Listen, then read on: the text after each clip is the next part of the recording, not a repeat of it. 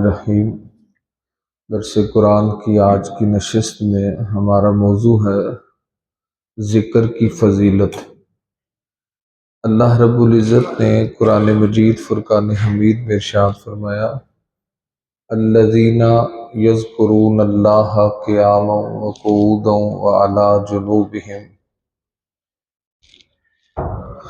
جو اللہ کی یاد کرتے ہیں کھڑے اور بیٹھے اور کروٹ پر لیٹے۔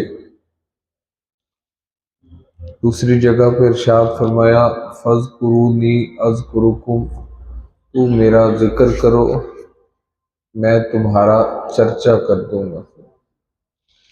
بزرگوں اور دوستو، اللہ کے ذکر کی بہت فضیلت ہے اور یہ ہمارے ہاں ذکر الہی روح کی تسکین کا ایک ذریعہ ہے۔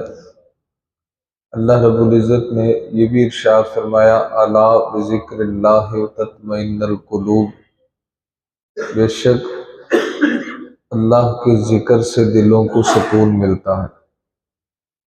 جب بندہ پریشان ہو، بیمار ہو، تکلیفوں میں ہو، فرمایا اگر تم سکون ڈھونڈنا چاہتے ہو تو اللہ کا ذکر کرو۔ اس سلسلے میں چند احادیث آپ کی خدمت میں عرض کرتا ہوں۔ امام بخاری، امام مسلم اور دیگر محدثین نے اسے روایت کیا۔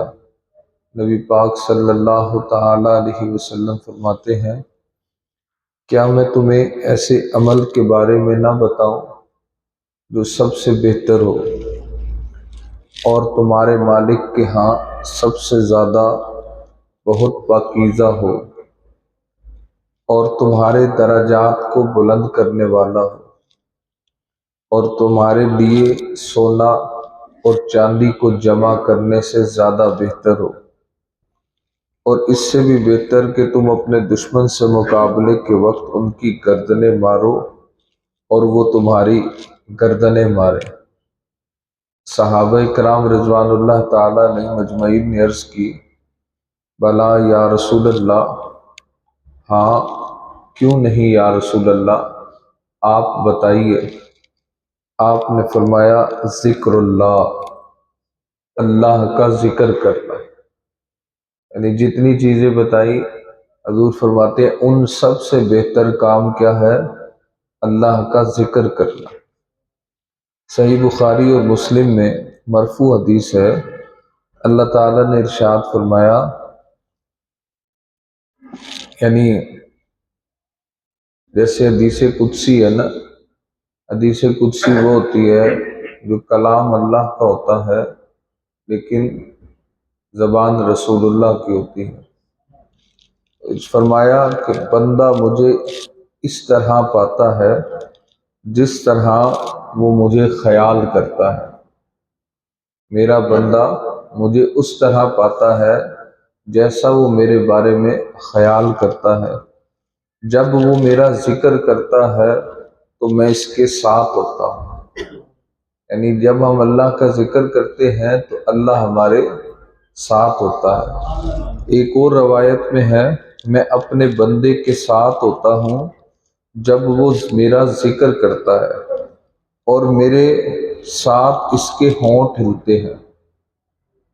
یعنی جب وہ ذکر کرتا ہے اس کے ساتھ ہونٹ ہلتے ہیں۔ حضرت معاذ بن جبل فرماتے ہیں، میں نے نبی پاک صلی اللہ تعالی علیہ وسلم سے جس آخری کلام کے ساتھ جدا ہوا وہ یہ تھا کہ میں نے عرض کی، یا رسول اللہ، اللہ تعالیٰ کی ہاں سب سے پسندیدہ عمل کون سا ہے؟ آپ صلی اللہ تعالی علیہ وسلم نے فرمایا، تمہیں اس حال میں موت آئے کہ تمہاری زبان اللہ کے ذکر کے ساتھ تر ہو۔ ایک اور حدیث میں نبی کریم صلی اللہ تعالی علیہ وسلم فرماتے ہیں، سنو، ہر چیز کا زنگ دور کرنے والی چیز ہوتی ہے اور دلوں کا زنگ اللہ تعالیٰ کے ذکر سے دور ہوتا ہے۔ اللہ تعالیٰ کے عذاب سے اس کے ذکر سے بڑھ کر کوئی چیز نجات دینے والی نہیں۔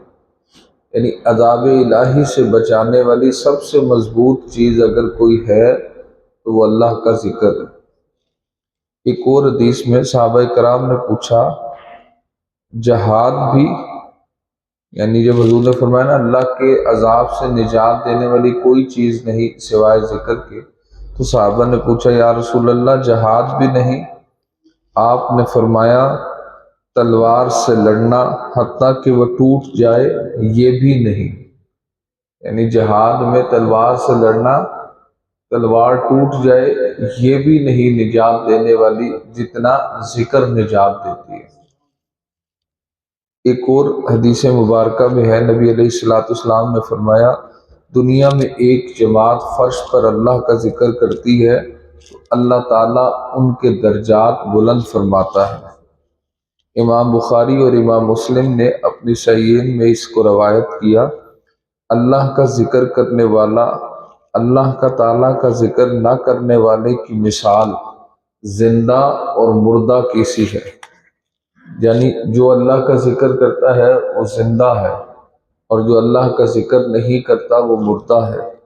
حضرت امام احمد اور امام طبرانی نے اسے روایت کیا، ایک شخص نے عرض کی یا رسول اللہ کس مجاہد کا اجر سب سے زیادہ ہے؟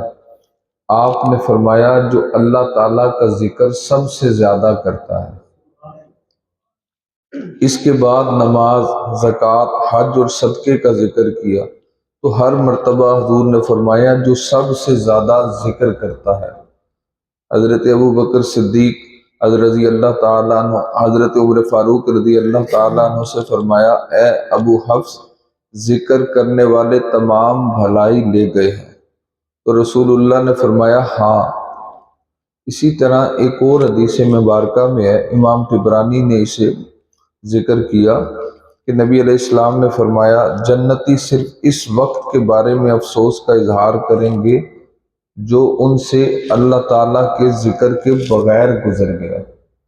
یعنی جب جنتی جنت میں جائیں گے تو اس وقت پر افسوس کریں گے کہ ہائے ہمارا وہ وقت اللہ کے ذکر کے بغیر گزرا۔ اسی طرح روایت میں آتا ہے جس شخص نے اللہ تعالیٰ کا ذکر نہ کیا ایمان سے اس کا تعلق ختم ہو گیا۔ عبرانی کی حدیث میں ہے، نبی علیہ السلام نے فرمایا اے ابن آدم جب تم، یعنی یہ بھی حدیث قدسی ہے، اے ابن آدم جب تم میرا ذکر کرتے ہو تو میرا شکر ادا کرتے ہو، اور جب مجھے بھول جاتے ہو تو میری ناشکری کرتے ہو۔ یعنی جب تو میرا ذکر کر رہا ہوتا ہے تو ایسا ہوتا ہے جیسے میرا شکر ادا کر رہا ہے، اور جب تو مجھے بھول جاتا ہے تو ایسا ہوتا ہے جیسے میری ناشکری کر رہا ہے۔ نبی علیہ السلام صحیح مسلم اور ترمذی میں ایک حدیث مبارکہ ہے، نبی علیہ السلام نے فرمایا جو قوم بیٹھ کر اللہ تعالیٰ کا ذکر کرتی ہے فرشتے ان کو اپنے پروں میں لے لیتے ہیں، رحمت ان کو ڈھانپ لیتی ہے، ان پر سکون نازل ہوتا ہے، اور اللہ تعالیٰ ان میں ان کا ذکر کرتا ہے جو اس کے پاس ہے۔ یعنی فرشتوں کی محفل میں رب اس انسان کا ذکر کرتا ہے۔ ایک اور حدیث مبارکہ میں آتا ہے اللہ تعالیٰ کے کچھ فرشتے جو راستوں میں چکر کاٹتے ہیں اہل ذکر کو تلاش کرتے ہیں، اور جب وہ ایسی جماعت کو پاتے ہیں جو اللہ تعالیٰ کا ذکر کرتے ہیں تو دوسرے فرشتوں کو آواز دیتے ہیں آؤ اپنے مطلوب کی طرف۔ آپ نے فرمایا وہ ان کو آسمان و دنیا تک اپنے پروں سے ڈھانپ لیتے ہیں۔